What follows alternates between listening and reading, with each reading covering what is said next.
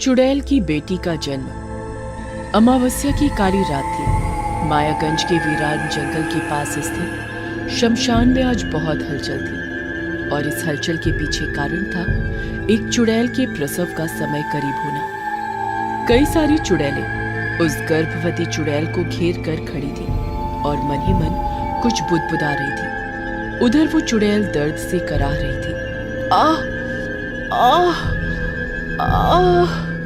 थोड़ी देर बाद गर्भवती चुड़ैल के सामने खड़ी चुड़ैलों ने जोर से फूंक मारी। वहां तेज तेज आंधी चलने लगी। थोड़ी देर बाद गर्भवती चुड़ैल ने एक बच्ची को जन्म दिया।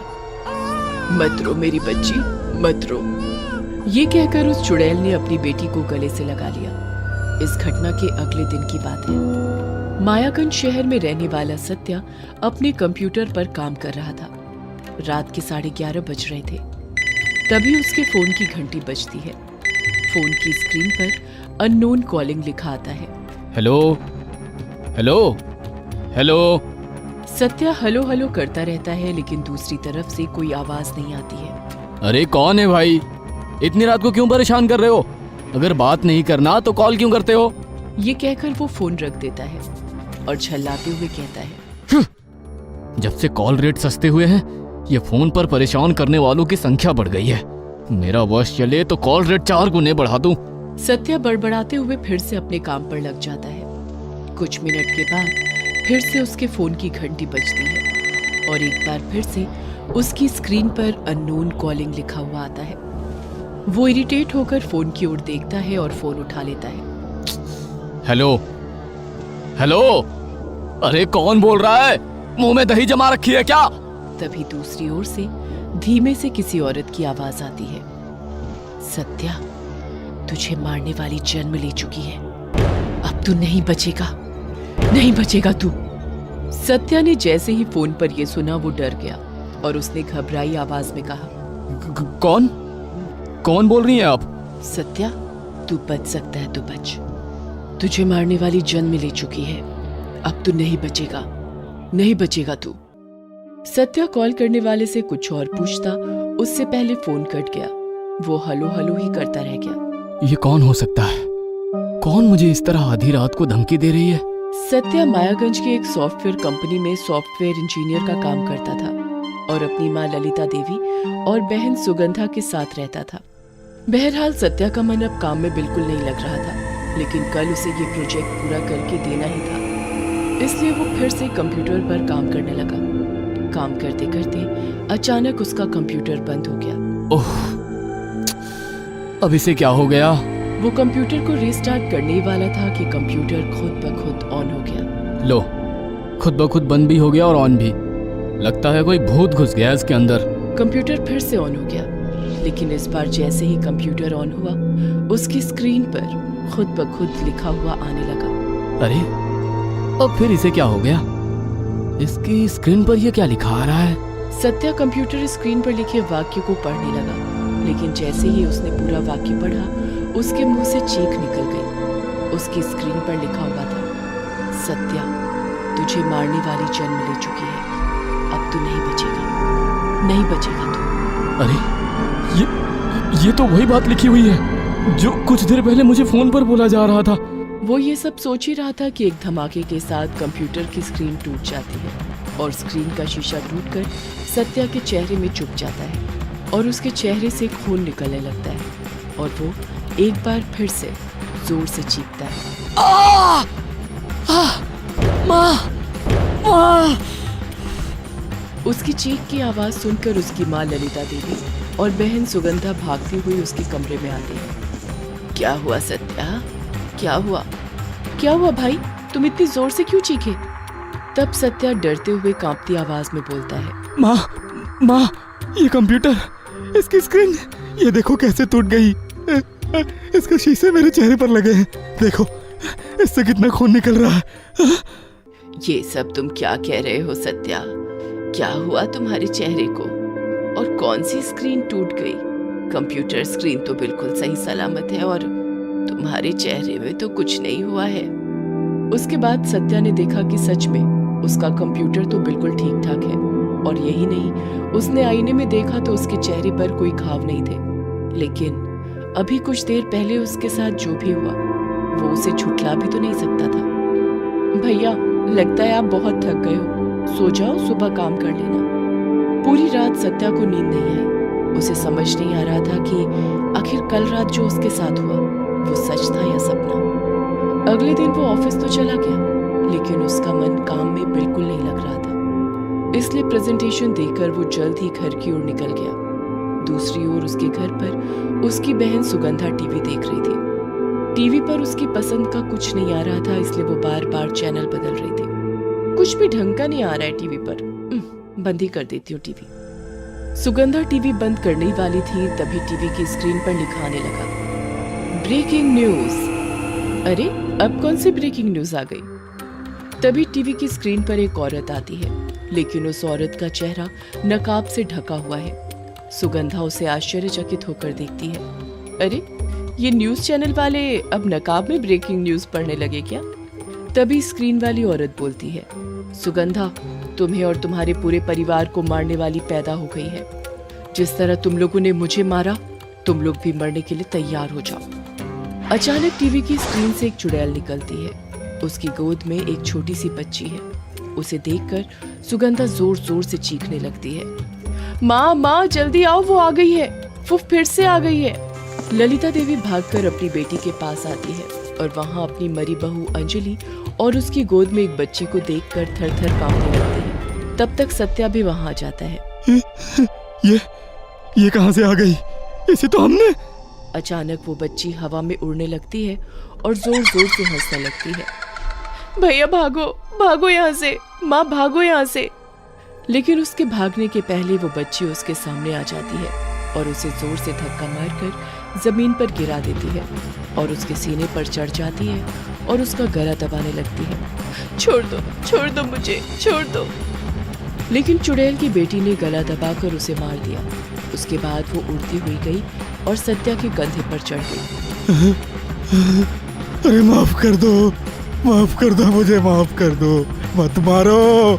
तुम लोगों को तो भगवान भी माफ नहीं करेंगे। तुम लोगों ने मेरी माँ को इसलिए मार दिया क्योंकि वो मुझे यानी एक लड़की को जन्म देने वाली थी। अरे गलती हो गई हमसे। उसे गलती कहते हो? अरे इतनी क्या दुश्मनी लड़कियों से? तुम्हारी माँ, तुम्हारी बहन, ये सब भी तो कभी लड़कियां थी। लेकिन अफसोस, इन लोगों ने इस बात को भुला दिया।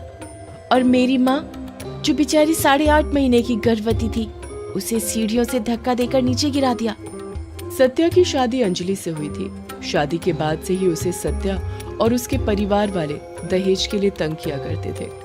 उसे बिना वजह मारते पीटते, कई बार तो उसे खाना भी नहीं देते। इस बीच अंजलि गर्भवती हो गई, लेकिन जैसे ही सत्या और उसके परिवार वालों को ये पता लगा कि वो गर्भवती है, उन्होंने उसे अल्टीमेटम दे दिया। सुन लड़की, इस घर में लड़का चाहिए, लड़की जन्म देने का सोचना भी नहीं। लेकिन होनी को कुछ और मंजूर था। उन्होंने धोखे से जांच करवाकर ये पता कर लिया था कि अंजलि के पेट में लड़की है, इसलिए उन्होंने उसे मार दिया और लोगों को ये बताया कि सीढ़ियां उतरने के क्रम में अंजलि का पैर फिसल गया, इसलिए वो मर गई। लोगों को उन पर शक भी नहीं हुआ। तुम लोग समाज में इंसान की तरह रहते हो, लेकिन सच कहूं, तुम लोग इंसान नहीं, जानवर हो, जानवर। ये कहकर चुड़ैल की बेटी ने सत्या को भी मार दिया। अपने सामने अपनी बेटी और बेटे की मौत देखकर ललिता देवी को गहरा सदमा लगता है। वो भी वहां से भागने की सोचती है, लेकिन तभी चुड़ैल की बेटी और चुड़ैल उसे पकड़कर हवा में उठा लेते हैं। अरे बचाओ, कोई तो बचाओ। उसके बाद चुड़ैल और उसकी बेटी ललिता देवी को लेकर फिर से मायागंज के जंगलों में ले जाती है और वहां पहले से मौजूद चुड़ैलों के झुंड के पास छोड़ देती है। अपने बीच एक जिंदा औरत को देखकर सारी चुड़ैलें बहुत खुश हो जाती हैं। भोजन, हमारा भोजन, बचाओ। ललिता देवी अपनी जान की भीख मांगती रहती है, लेकिन सारी चुड़ैलें मिलकर उसे मारकर खा जाती हैं। फिर सारी चुड़ैलें वहां से गायब हो जाती हैं। खत्म कर हमेशा की तरह काली पहाड़ के बगल में बने कब्रिस्तान वाले रास्ते से अपने घर लौट रहा था। उस दिन थाने पर बहुत काम था, इसलिए वो कुछ ज्यादा ही थक गया था। जैसे ही उसकी बाइक कब्रिस्तान के बगल से गुजरी तो उसे कुत्ते के रोने की आवाज सुनाई दी। हालांकि वो हर दिन इस रास्ते से लौटते वक्त कुत्ते के रोने की आवाज सुनता था, लेकिन आज जो आवाज वो सुन रहा था वो बिल्कुल अलग थी, क्योंकि कुत्ते के साथ साथ उसे किसी औरत के रोने की आवाज भी सुनाई दी। उसने अपनी बाइक रोक दी। अरे, ये किस तरह की कुत्ते की रोने की आवाज है? पहले तो मैंने ऐसी आवाज नहीं सुनी। इंस्पेक्टर रंजीत मन ही मन ये भी सोच रहा था और आसपास उसकी निगाहें उस कुत्ते को और उस औरत को भी तलाश रही थी, लेकिन उसे आसपास न तो कोई कुत्ता दिखा और ना ही कोई औरत। ये तो गजब बात है, कुत्ते के रोने की आवाज सुनाई दे रही है लेकिन वो तो दिख ही नहीं रहा है। औरत के रोने की आवाज भी आ रही है लेकिन वो भी तो दूर दूर तक नहीं दिख रही है। उसने फिर से अपनी बाइक स्टार्ट की और घर की ओर निकलने ही वाला था कि उसने देखा कि कब्रिस्तान से भागता हुआ एक कुत्ता बाहर निकला और उसकी बाइक के आगे खड़ा हो गया और उसे देखकर जोर जोर से भौंकने लगा। रंजीत ने उसे भगाने की कोशिश की। हटो हटो यहाँ से, चलो चलो। लेकिन वो कुत्ता नहीं भागा, उल्टा उसने रंजीत का पैंट अपनी दांतों से पकड़ लिया। अरे अरे, ये क्या कर रहे हो? छोड़ो छोड़ो मेरी पैंट, छोड़ो। रंजीत ने किसी तरह कुत्ते को धक्का दिया और बाइक से उतरकर पत्थर ढूंढने लगा। इस बीच उसने देखा कि कुत्ता उसके पाँव में लौट गया है और फिर से उसकी पैंट पकड़कर उसे खींचकर कब्रिस्तान चलने के लिए कह रहा है। अरे, लगता है ये मुझे कब्रिस्तान के अंदर ले जाना चाह रहा है, लेकिन क्यों? रंजीत ने फिर कुत्ते को कुछ नहीं कहा और अपने हाथ में टॉर्च लिए उसके पीछे पीछे कब्रिस्तान के अंदर चला गया। थोड़ी दूर जाने पर उसे एक कब्र दिखाई दी। उसने देखा कि उस कब्र के ऊपर एक औरत अपनी छोटी बच्ची को गोद में लिए बैठी है। उसने टॉर्च की रोशनी उसकी तरफ की और उससे पूछा, कौन हो तुम? इस तरह अपनी बच्ची के साथ बैठी क्यों रो रही हो? लेकिन उस औरत ने रंजीत की बातों का कोई जवाब नहीं दिया और अपनी बेटी को गोद में लिए सुलाती रही।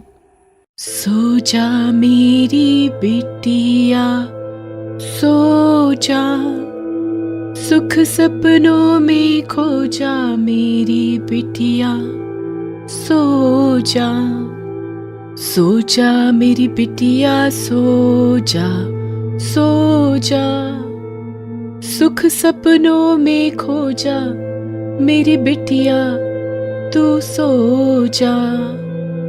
अचानक से उस औरत ने उस कुत्ते को अपने पास बुलाया। कुत्ता उसके पास भागता हुआ गया और उसके पैरों में लौटने लगा। ये देखकर वो औरत रोने लगी।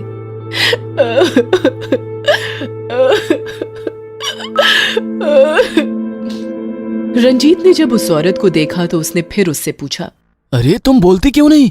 तुम कौन हो और इस कब्रिस्तान में इतनी छोटी बच्ची के साथ क्या कर रही हो? तुम्हें डर नहीं लगता क्या? ये बात सुनकर वो औरत जोर जोर से हंसने लगी और वो रंजीत की तरफ मुड़ी। रंजीत ने जैसे ही उसका चेहरा देखा, उसकी आंखें फटी की फटी रह गई। वो एक चुड़ैल थी, लेकिन रंजीत उसे देखकर बिल्कुल नहीं डरा। तुमने बताया नहीं, तुम हो कौन और यहाँ क्या कर रही हो? क्या परेशानी है तुम्हें?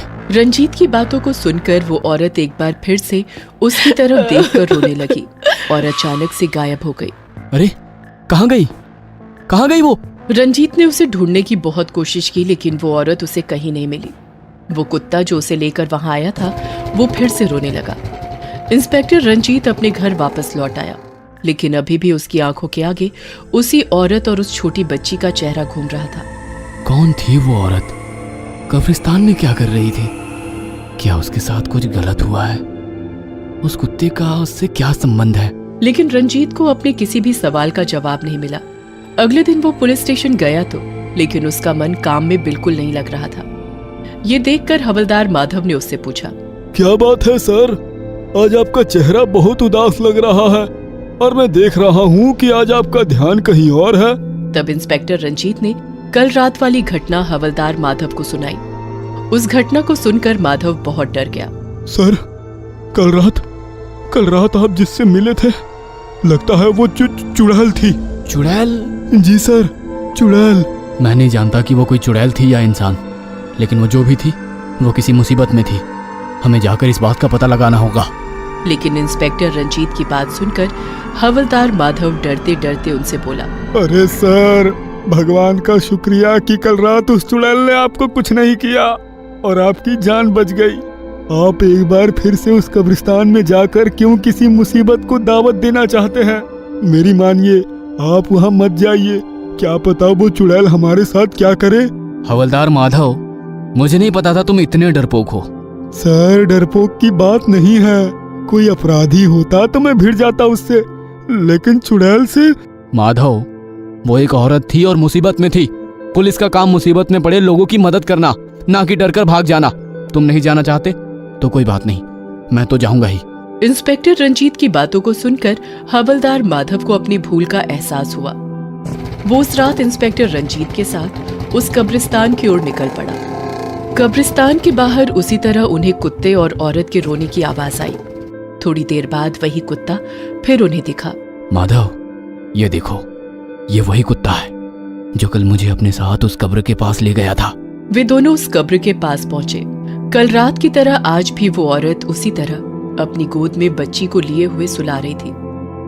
सो जा मेरी बिटिया, सो जा, सुख सपनों में खो जा, मेरी बिटिया तू सो जा। इंस्पेक्टर रंजीत उस औरत के पास गया और उससे कहा, बहन, तुम हो कौन? तुमसे मैंने कल भी कितना पूछा, लेकिन तुमने कुछ नहीं बताया और अचानक से गायब हो गई। तुम मुझे बताओ ना बहन, तुम हो कौन? इंस्पेक्टर रंजीत के मुंह से बहन सुनकर वो चुड़ैल भावुक हो गई और फिर से रोने लगी। क्या हुआ बहन, तुम फिर से रोने लगी? किसने तुम्हारी आंखों में आंसू दिए? उसके बाद उस औरत ने, जिसका नाम गीता था, अपनी कहानी सुनानी शुरू की। गीता एक गरीब घर की लड़की थी। जब वो बहुत छोटी थी तभी उसके माता पिता की मौत हो गई थी। गीता का दिल बहुत ही साफ था। वो हमेशा किसी की भी मदद को तैयार रहती थी। एक बार उसे रास्ते में एक घायल पिल्ला मिला।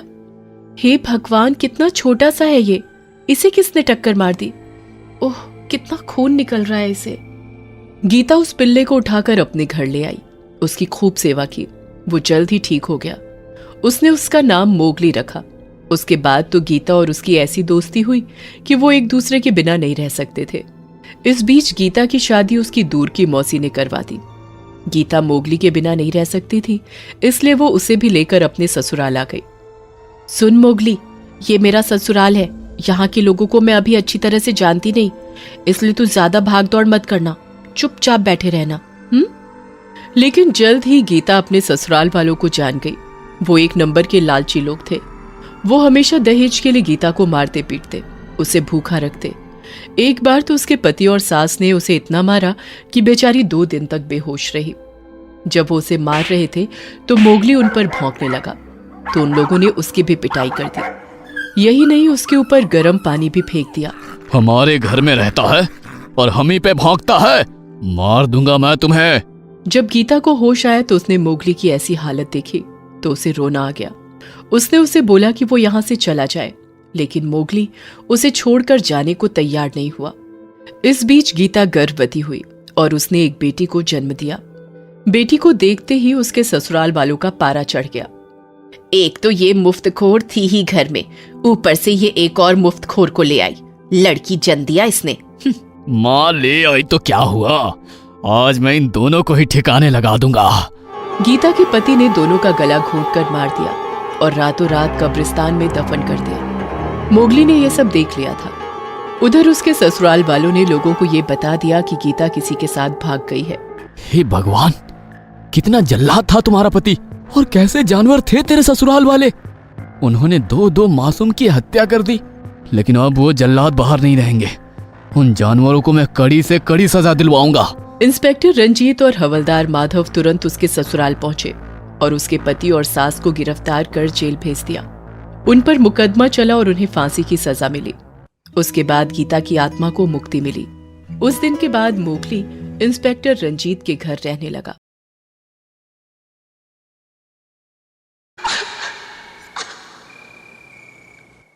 उदयपुर से निजामाबाद के रास्ते में एक बहुत पुरानी हवेली आती है। ना जाने कितने साल पुरानी है ये हवेली, लेकिन आज भी किसी नई दुल्हन की तरह दिखती है। लेकिन इस हवेली के पीछे छिपा है एक राज। आसपास रहने वाले लोग कहते हैं कि ये हवेली भूतिया है, क्योंकि हर रात उस हवेली से आग की लपटें निकलती दिखाई देती हैं।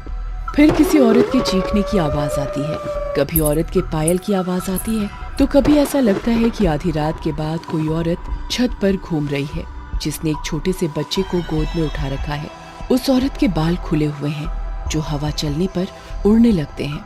उस औरत का चेहरा बहुत ही डरावना होता है। लोग तो ये भी कहते हैं कि जो भी उस हवेली की तरफ गया वो कभी वापस लौटा ही नहीं। तुम लोगों को कितनी बार समझाया है कि उस हवेली की तरफ मत जाया करो, फिर भी तुम लोग बाज नहीं आते। मुखिया जी, मैंने शंभू को बोला था वहाँ नहीं जाने, लेकिन वो तो शहर में रहता है, भूत प्रेतों की बातों को नहीं मानता। हमने उसे रोका तो उसने हमारा मजाक बनाया और हवेली की ओर चला गया। अब मौत को कोई जानबूझकर दावत दे तो फिर क्या कहना। शंभू कभी वापस नहीं लौटा। इस घटना के कुछ दिनों के बाद राघवेंद्र, रजत, दामिनी, ऋचा उदयपुर में छुट्टियां बिताकर वापस अपनी कार से उसी रास्ते से लौट रहे थे। उस समय रात के 10 बज रहे थे।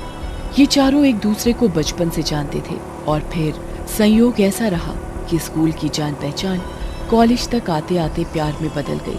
फिर राघवेंद्र ने दामिनी से और ऋचा ने रजत से शादी कर ली। जानते हो, मेरे दिमाग में अब तक उदयपुर की वादियाँ ही घूम रही है। तो फिर वापस चले क्या? काश जा पाते, लेकिन हम सब फिर से आएंगे जरूर। क्यों राघवेंद्र? नेकी और पूछ पूछ, दामिनी भी कुछ देर पहले यही कह रही थी। वो ये सब बातें करते हुए जा ही रहे थे कि एक काली बिल्ली ने बिल्कुल उस हवेली के आगे उनका रास्ता काट दिया। गाड़ी स्पीड में थी, इसलिए रजत ने जब गाड़ी रोकने के लिए अचानक ब्रेक लगाया तो सभी को थोड़ा सा झटका सा लगा। अरे क्या हो गया? कोई दिख गया क्या तुम्हें? अरे बिल्ली ने रास्ता काट दिया था यार, इसलिए गाड़ी रोक दी। लो जी, अब तेरी बिल्ली भी चली गई, अब हम लोग भी चले। राघवेंद्र की बात पर सभी हंसने लगे। रजत छींप गया। उसके बाद उसने गाड़ी स्टार्ट करने की कोशिश की, लेकिन लाख कोशिश के बावजूद वो स्टार्ट हुई ही नहीं। यार ये गाड़ी को क्या हुआ, स्टार्ट ही नहीं हो रही। अब इतनी रात को मैकेनिक कहाँ मिलेगा?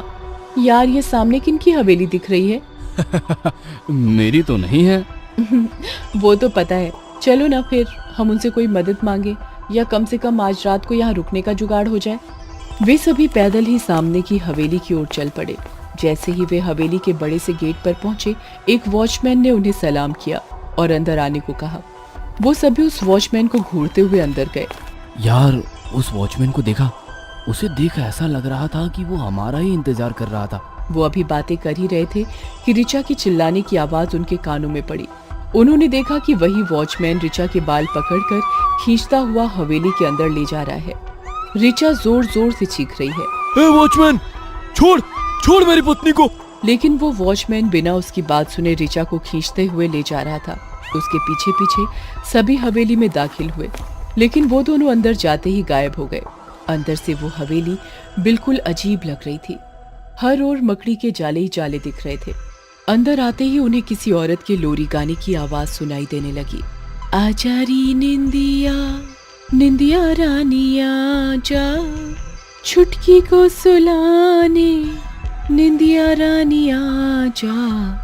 आजा री निंदिया, निंदिया रानिया जा, छुटकी को सुलाने, निंदिया रानिया जा। उन्हें औरत की आवाज तो आ रही थी, लेकिन वो दिख नहीं रही थी। तभी फिर से ऋचा के चीखने की आवाज आई। सभी इधर उधर देखने लगे, लेकिन ऋचा उन्हें कहीं दिखाई नहीं दी। तभी रजत की नजर अचानक ऊपर गई। उसने देखा कि ऋचा हवेली के बड़े से झूमर से लटकी हुई है। रजत, मुझे बचा लो रजत, वो मुझे मार देगा, मुझे यहाँ से निकालो। वो सभी कुछ समझ पाते उसके पहले ही ऋचा का हाथ झूमर से छूट गया। वो नीचे गिर पड़ी। उसके सिर से खून बहने लगा और उसने तड़प तड़प कर दम तोड़ दिया। सभी उसके पास दौड़ कर पहुंचे। रजत ऋचा से लिपट कर रोने लगा, लेकिन अचानक ऋचा की बॉडी वहां से गायब हो गई। अरे ऋचा की बॉडी कहाँ गई? अभी अभी तो यही थी। राघवेंद्र, मुझे इस हवेली में कुछ गड़बड़ लग रही है। हमें यहाँ से निकलना होगा। तभी काली साड़ी पहने एक औरत दूसरे कमरे से निकल कर आई। उसके बाल खुले हुए थे, उसकी आंखें लाल थी, उसके मुंह से खून भी निकल रहा था। उसे देख सभी डर गए। यहाँ से कोई नहीं निकल सकता। तुम लोगों ने मेरी बेटी की नींद खराब कर दी। कितनी मुश्किल से मैंने उसे सुलाया था। आप कौन है? हमें जाने दीजिए। फिर से तुम लोग आ गए। सुमेर सिंह ने भेजा है ना तुम्हें? जाकर उससे कह दो ये हवेली मेरी है, मेरी। ये कहकर वो औरत जोर जोर से हंसने लगी। फिर वो सीढ़ियां चढ़कर ऊपर जाने लगी। उन तीनों को बहुत डर लग रहा था, फिर भी वो उसके पीछे पीछे छत तक गईं। उन्होंने देखा कि छत पर एक छोटा सा पालना है। उसने अपनी बच्ची को उसी में सुला दिया। छुटकी, तू चिंता मत कर, तेरी माँ है, तेरी माँ तुझे कुछ नहीं होने देगी। ये कहकर वो जैसे ही पीछे मुड़ी तो उसे वो तीनों दिखाई दिए। उन्हें देखकर उस औरत को बहुत गुस्सा आया। उसने रजत को उसके बालों से पकड़ा और एक ही झटके में उसकी गर्दन मरोड़ दी। पल में उसका शरीर सजीव से निर्जीव में बदल गया। ये हवेली मेरी है। कितनी बार मना किया तुम लोगों को यहाँ मत आया करो, हमें परेशान मत किया करो, लेकिन तुम लोग खुद ही मरने के लिए आ जाते हो। ये कहकर वो औरत राघवेंद्र और दामिनी की ओर झपटी। वे जल्दी जल्दी सीढ़ियों से नीचे उतरने लगे, लेकिन नीचे जाकर उन्होंने जो देखा उसे देखने के बाद उनकी चीख निकल गई। उन्होंने देखा कि रजत और ऋचा तो बिल्कुल ठीक ठाक हैं और उन्हें ही ढूंढ रहे हैं। अरे तुम लोग कहाँ चले गए थे? हम तुम्हें ढूंढ ढूंढ कर परेशान हो रहे थे। तुम लोग जिंदा हो, लेकिन तुम तो जिंदा है मतलब हमें क्या हुआ है? अचानक ऋचा और रजत जोर जोर से रोने लगे। उनकी गर्दन चारों ओर घूमने लगी। वो जोर जोर से चिल्लाने लगे। उनके मुंह से छोटे छोटे कीड़े निकलने लगे और वो जमीन पर रेंगने लगे। ये सब देखकर दामिनी की चीख निकल गई। राघवेंद्र, चलो भागो यहाँ से, नहीं तो ये हमें भी मार देंगे। राघवेंद्र भागने की कोशिश करता है, लेकिन ये क्या, वो तो भाग ही नहीं पा रहा है। उसे ऐसा लगता है किसी ने उसके पैरों को बांध दिया है। दामिनी, मैं भाग ही नहीं पा रहा हूँ। ऐसा लगता है किसी ने मेरे पैरों को जकड़ लिया है। राघवेंद्र की बात सुनकर दामिनी उसके पैरों की ओर देखती है तो उसकी बोलती बंद हो जाती है। जमीन पर रेंगने वाले लाखों कीड़ों ने उसके पैरों को पकड़ रखा है। उसके पैरों से लगातार खून बह रहा है। तभी वो औरत नीचे आती है और जमीन पर पड़े उन खून के बूंदों को चाटने लगती है। मैंने कहा ना, कोई यहाँ से वापस नहीं जा सकता। देखिए मेरे पति को छोड़ दीजिए, उन्होंने क्या बिगाड़ा है आपका? क्या बिगाड़ा है? तुम लोग सुमेर सिंह के आदमी हो ना, जिसने इस हवेली के लालच में मेरे पति को मार दिया, फिर मुझे और मेरी बेटी को भी जला दिया जब हम सो रहे थे। ये हमारी हवेली है, हमारा घर है ये, यहाँ कोई नहीं आ सकता। देखिए, मैं किसी सुमेर सिंह को नहीं जानती, प्लीज हमें छोड़ दीजिए। लेकिन उस औरत ने उसकी एक नहीं सुनी और राघवेंद्र का सीना अपने नाखूनों से फाड़ दिया। ये देखकर दामिनी डर से कांपने लगी, लेकिन फिर भी उसने हिम्मत नहीं छोड़ी और वो हवेली के बाहर भागने लगी। भागते भागते वो अपनी कार के पास पहुंची, उसका दरवाजा खोला और अंदर बैठ गई। मुझे यहाँ से निकलना होगा, किसी भी तरह निकलना होगा। वो ये बोल ही रही थी कि कार के अंदर रोशनी होती है। वो देखती है कि राघवेंद्र, ऋचा और रजत कार में बैठे हैं। तुम लोग यहाँ क्या कर रहे हो? तुम तो मर चुके हो ना? तुम कहाँ चली गई थी दामिनी? हम सब कितने परेशान थे तुम्हारे लिए। दामिनी उन्हें घूर कर देख ही रही थी कि वो सब वहां से गायब हो गए। उसकी कार खुद ब खुद स्टार्ट हो गई। अरे ये कार कैसे स्टार्ट हो गई? तभी उसे ड्राइविंग सीट पर वही औरत दिखाई देती है। उसकी गर्दन अचानक से पूरी तरह पीछे घूम जाती है। दामिनी कार का दरवाजा खोलकर फिर से भागने लगती है। बहुत देर भागने के बाद वो एक जगह रुक जाती है और हांफते हांफते खुद से कहती है, लगता है मैं उस हवेली से बहुत दूर निकल आई हूँ। फिर वो पीछे मुड़कर देखती है तो उसके रोंगटे खड़े हो जाते हैं, क्योंकि वो तो उसी हवेली के अंदर थी। वो औरत उसे भी मार देती है। फिर वो सीढ़ियों से छत की ओर जाती है, अपने बच्चे को गोद में उठाती है और फिर से लोरी गाने लगती है। आजारी निंदिया, निंदिया रानी आजा, छुटकी को सुलाने, निंदिया रानी आजा, आजा रे निंदिया, निंदिया रानी आजा।